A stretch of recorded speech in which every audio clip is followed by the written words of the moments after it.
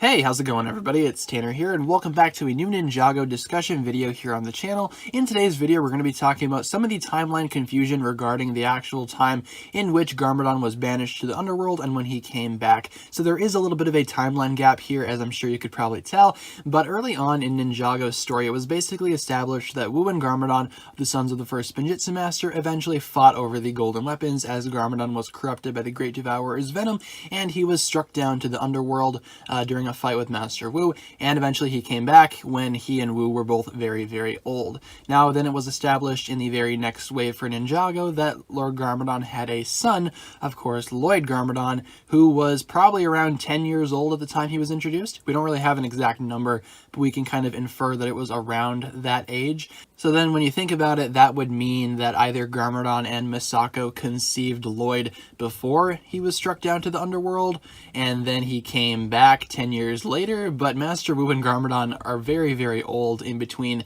those times, so it wouldn't really make too much sense, and a bunch of stuff happened in between Garmadon's banishment and his return anyway, so that doesn't really make a whole lot of sense, but that's really the only thing I can think of. And I do think that there is an explanation for this.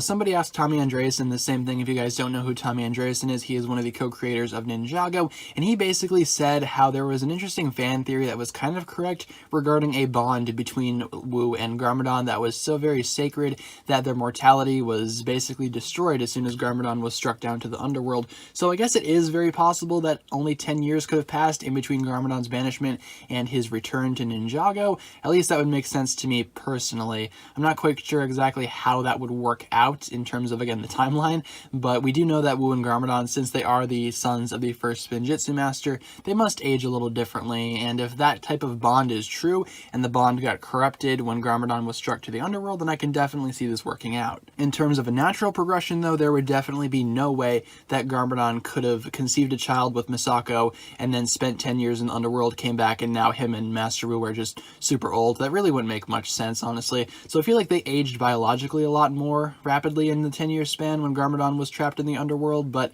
you know, can't really say for sure. The timeline in Ninjago is really impressive, but at times it can be a little confusing, such as in this scenario, but I do think it works out, I guess, in some explanation, because we do know that Elemental Masters do not age at the same rate that normal people do, and we don't have official numbers to work off of here, only pure estimates, but unless Garmadon came back at some point when he was trapped in the underworld and then conceived a child with Misako and then went back to the underworld, this is the only explanation that I can actually go ahead and think of for this timeline gap. Let me know down below in the comments what you think about this. What is your explanation for all this? Leave all your thoughts down below in the comments, and I look forward to reading what you guys come up with. With all that being said, be sure to like, comment, subscribe, do all that fun stuff, and check out the links down below in the description for my other forms of social media. As always, big shout out goes out to my Patreon supporters, including the Marvelous Jan. Thank you so much for pledging the $10 tier. As such, you will receive a spoken shout out and a written shout out at the end of every video, plus additional early access content on the Patreon page from time to time. With all that being said, guys, thank you so much for watching this video. Once again, my name is TannerFishies, and with that, I bid you farewell.